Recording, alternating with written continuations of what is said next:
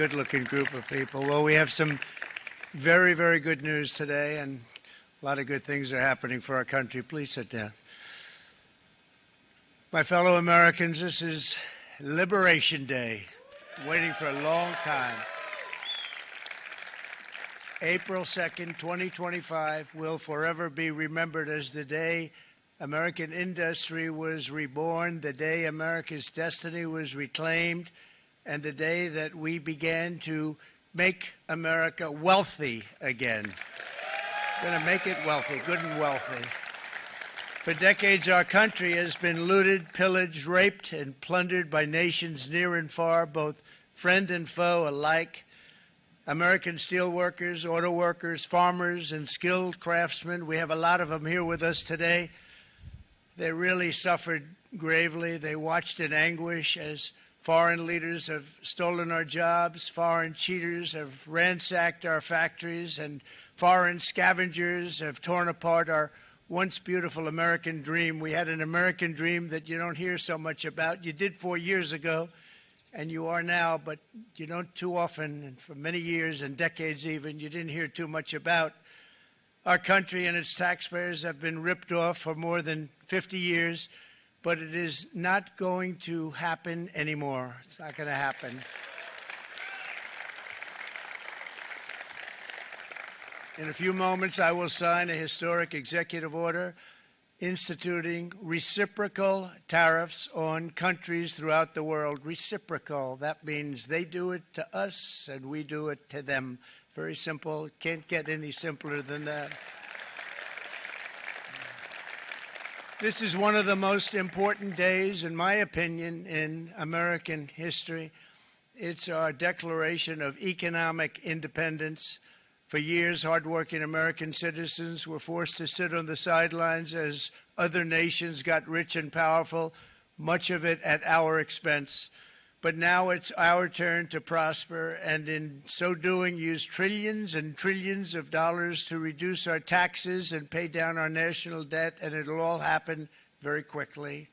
With today's action, we are finally going to be able to make America great again, greater than ever before.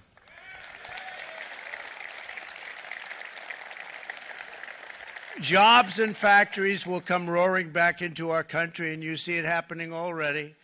We will supercharge our domestic industrial base. We will pry open foreign markets and break down foreign trade barriers. And ultimately, more production at home will mean stronger competition and lower prices for consumers. This will be indeed the golden age of America. It's coming back, and we're going to come back very strongly. We're pleased to be joined on this momentous occasion by Vice President J.D. Vance. J.D., thank you. Thank you. Thank you very much. Where are you, J.D.? No, that wasn't too hard to find.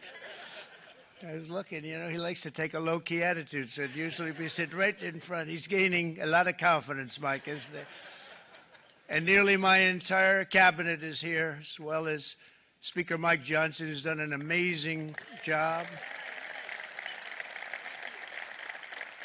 And with the great success we had last night in Florida, we have a majority of 7.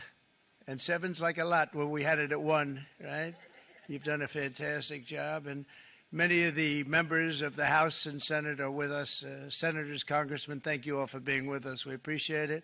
For decades, the United States slashed our trade barriers on other countries, while those nations placed massive tariffs on our products and created outrageous non-monetary barriers to decimate our industries. And in many cases, the non-monetary barriers were worse than the monetary ones.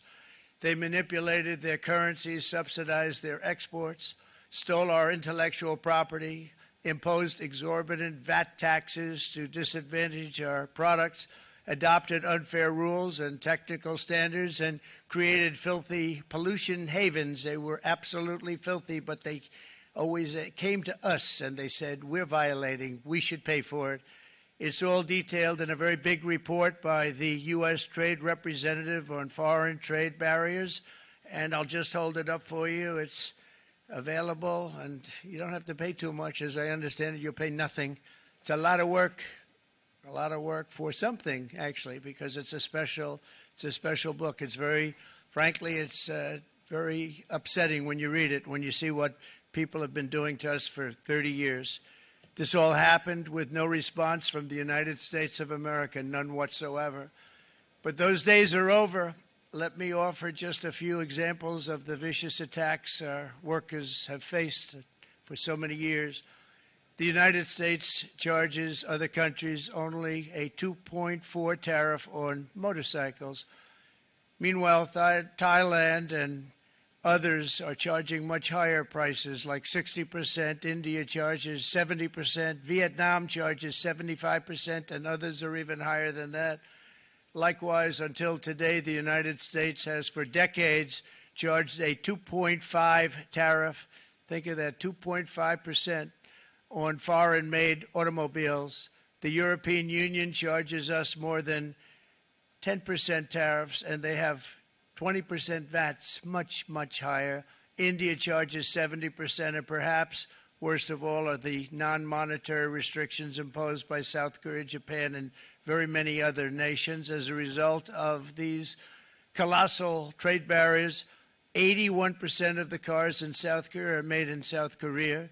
94% of the cars in Japan are made in Japan. Toyota sells 1 million foreign-made automobiles into the United States, and General Motors sells almost none. Ford sells very little. None of our companies are allowed to go into other countries. And I say that, friend and foe, and in many cases the friend is worse than the foe in terms of trade.